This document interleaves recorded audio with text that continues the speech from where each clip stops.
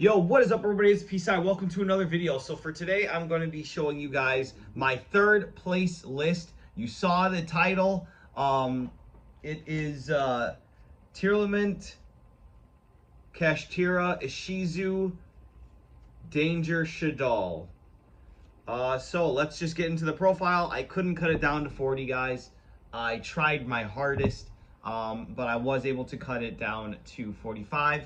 It was 5 rounds, 19 players. I only lost to the guy that got first place. You probably already saw his video on the channel. It was Kashtira, but everything else I beat. Most of my matches were, I beat them 2-0. So 3 Rhino Heart, 1 Sharon, 1 Halfness, 1 Merrily, 2 Tearlament Kashtira. Then for the Kashtira monsters, basically that, and then the 2 Kashtira Fenrir. Alright, next up is the Ishizu package. So this obviously had to get cut down, unfortunately, and we cut the orange light because of that as well.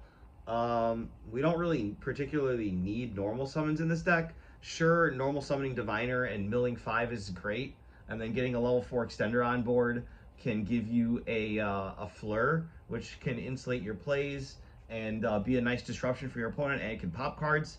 I don't own a fleur, so we don't play the Diviner package, and we don't play the orange light, so just those. Next up, small danger package. So Nessie is probably like made for this deck. It's level 7, so you can make your rank 7s with it. It's an aqua, so you can make a Kaleido Heart with it, and it's a dark on top of that, so you can make Garura with any of the tier names with this card, which is really nice. You didn't really have access to that before I put the dangers in here, because you just didn't have any other dark aquas besides the 3, the Merrily, Halfness, and Sharon. So this is really nice. And then 1 Mothman, because it's a level 4, and it's got a decent discard effect. And then 1 Jackalope, because not only is it at 1, but when you do discard it off of like a Super Poly or something like that, you do get to special summon a level 7 or a level 4 onto your field. Next up is the Shaddoll package. So I do play 3 cards: Shaddoll Beast, Shaddoll Squamata, and Shaddoll Hedgehog. For those of you that don't know, they all have their own flip effects. I actually got to use this flip effect during the tournament because it was a very slow, grindy game, and I tribute set for this, which is a draw 2 cards, discard 1. But the main effects that we use them for is their graveyard effects. So when Hedgehog is sent to the graveyard by a card effect, it can add any Shaddoll monster from your deck to your hand. When Shaddoll Squamata is sent to the graveyard by a card effect, you can send any Shaddoll card from your deck to the graveyard. And then when Shaddoll Beast is sent by a card effect, you get to draw 1 card. So this was useful all day. Next up, we do want to go into our crazy extra deck monsters. So we play the 3 King of the Swamp. And it's nice to draw this and then search Polymerization too. And then finally, for the monsters, you play the Crystal Beast Emerald Tortoise. Alright, so next up is the spells. Foolish Burial, consistency spell, pretty nice. Burial Goods, this can send any one of your tier cards, or the spicy Crystal Beast card that I'll show you later. You already saw a preview of like what's to come. This is an aqua target, excuse me, which is really nice. The 1 Polymerization to search off of your King of the Swamp, and then you've got your 3 main deck super polymerizations. You don't have very many going second cards in this deck, but it has such a powerful engine that it can push through a lot of disruption, which is really nice. But I did want to save some room for some type of board breakers. Super polymerization goes really well with this deck, along with Kashtira Fenrir. You already play the way to search Kashtira Fenrir, and then also 2 Kashtira Fenrir, then the 3 Super Poly, so that's already 6 going second cards. This can also get you to the search, which will get you the Kashtira Fenrir as well. You'd be searching this. I'll get to the other card later, but you'll understand in a bit. Yeah. So next up, Field Spell. This searches the Fenrir for you, which can help you going second, because Fenrir into a board is basically Pinkertops on crack.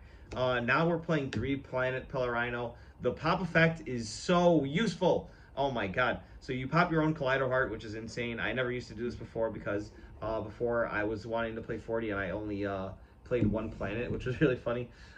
Next up, we've got the 3 Tearlament Scream. I usually end up siding out one of these, especially going second, because like you need to see monsters to do anything. But 3 Scream for setting up is really good. The 1 Heartbeat, sometimes you dump this off Kaleido to add a trap from your grave.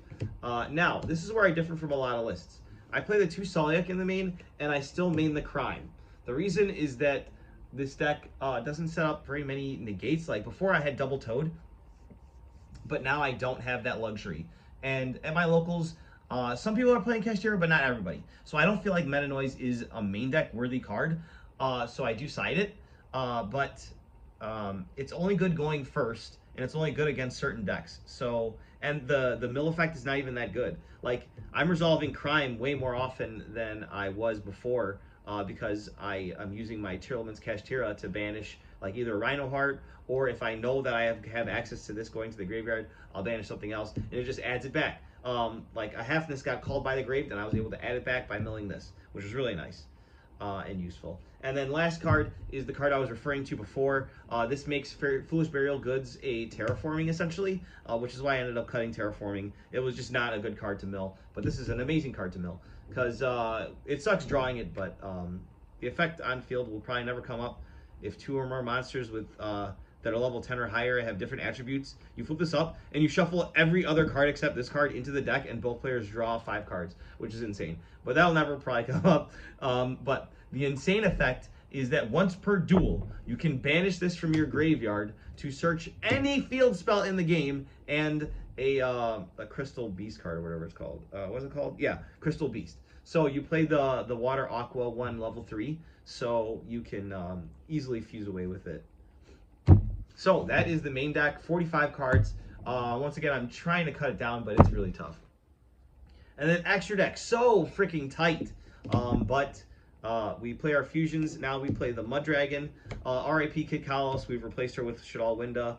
Doesn't really do the same thing. Still playing the Garura, still playing the Draco Stapelia, still playing the Rule Kalos, and the Kaleido Heart. One new addition is the Grapha. So this is a negate that you can set up. It's the same requirements as Rule Kalos, basically. You need any tier monster and King of the Swamp. So any tier monster and King of the Swamp also gets you this, because it needs Grapha, the Dragon of the Lord of the Dark World, and then 1 dark monster. So that satisfies that condition. And it's a really interesting negate. It actually says that if your opponent activates a monster effect or a normal spell or trap, you can change the effect into you discard 1 card. So it's really cool. You can just like send stuff that pluses you later, which is really nice. Next up for the Xyz, we've got Abyss Dweller, Baguska, Time Thief Redoer. This has come in clutch so many times. I almost can't believe I wasn't playing it last format, but we just didn't need it last format. We had so much other gas, and Gigantic Sprite was insane, but we had to cut the Sprite package. Mecha Phantom Beast Draco Sack. I am surprisingly summoning this a lot, and both of its effects are insane. Like, you get to summon 2 tokens, and you get to pop something that's like so crazy. And then next, the Zeus. Finally, the Link monsters. We've got Cherubini to send our King of the Swamp, or if we really want to make Window, we can send the Shaddoll Hedgehog. Sprint to dump Merrily. That's literally the only target now, so if you don't have a Merrily in deck, this is literally just the bounce. And a lot of times you do end on the Draco Sack with the Sprite Sprint, the Redoer, the Kaleido Heart, and the Rule Kalos. So you do have a bounce with this on your opponent's turn, which is really nice. And then finally, Dark. Dark went insane. I was able to steal my opponent's Dark Magician in their graveyard and overlay for Draco Sack. Insane. All right. Finally, side deck. So this is very interesting. I do play 2 extra deck cards in the side deck. El Shaddoll Shekanaga. So this requires an Earth and a Shaddoll monster. And if you're going second, you don't want to use Shaddoll Fusion to make Winda, because then you'll be locked out of special summoning and you won't be able to push through the board, and Winda only has 2200 attack. It's not very good. So you need another target for going second. So going second, you put in your Shaddoll Shekanaga. Depending on what your opponent's on, you might want to take out Abyss Dweller or something else. But But you're putting this in, you're activating the Shaddoll Fusion, you're sending a mill 5, and you're sending either Beast or something else to draw a card. Like sometimes you're even sending Hedgehog, so you can add the Beast to hand, which becomes a negate of a special summon monster with this card, which is really nice. And you get to like chain block and stuff. It's really cool. And then the extra Zeus, if you go up against Kashtira, they always rip out your Zeus. So make sure you put in your second Zeus when you're going second against Kashtira, because you can make Xyz monsters pretty easily in this deck. Next up, 3 Lava Golem, specifically for Kashtira and then other just regular boards. You don't really need your normal summon because like a lot of games I didn't even use my normal summon because that's just the way that the deck is now. You're milling Rhino Heart a lot more often because you play 3. Maybe I should cut it down, but I have 3, so I wanted to try 3. So that's really useful. Next up, Shaddoll Dragon. So this is good against any back row deck because if it sends a Great by card effect, you get to pop one of your opponent's spell traps. So it can either bait one of their interactions or just destroy one of their negates or even a floodgate if it gets milled. You can send it off Shaddoll Fusion if you really want to, but most likely if your opponent controls an extra deck monster, their back row isn't like too severe, but sometimes it is. So it can be really useful. So whenever I think that my opponent's going to end on any back row, I'll put this in with the Shaddoll Fusions. Next up, speaking of back row, my other back row disruption is the Harpy's Feather Duster, which is really nice. Change of Heart. This card's just all around broken. It can just take care of disruption. It's just like a 1-for-1. You can get their disruption out of the way if you know you're going second. Or like best case scenario, you could just steal their Arise Heart and then you make Zeus. Like it's insane. Like this card's just great. Next up, last for the spells is the 3 Shaddoll Fusion. Like I said, like this is just so powerful. If your opponent has an XYZ monster, or not XYZ, any extra deck monster on the field, you get to just activate this and then just double Foolish Burial from your deck, bring out a negate, so much interaction.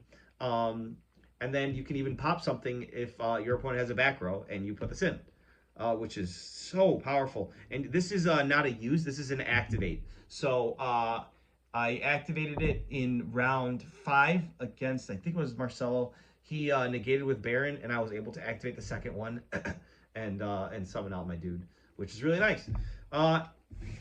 Finally, the traps real quick. We got the 1 Mana Noise that I mentioned earlier. If I'm going first against Kashtira, I will put this in, and if I have the opportunity to search it or add it to my hand, I will do so. And then finally, Evenly Matched is really nice if you don't get Ibly locked or the Gimmick Puppet or what's that other one?